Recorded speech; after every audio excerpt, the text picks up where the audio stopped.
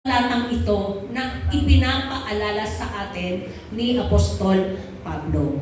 And that is by forgiving one another.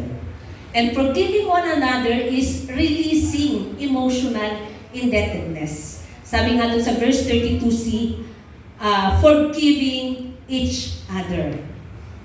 Sa kalipunan po natin, dito po sa ating kalagitnaan, sino sa atin ang nakasugat sa emosyon?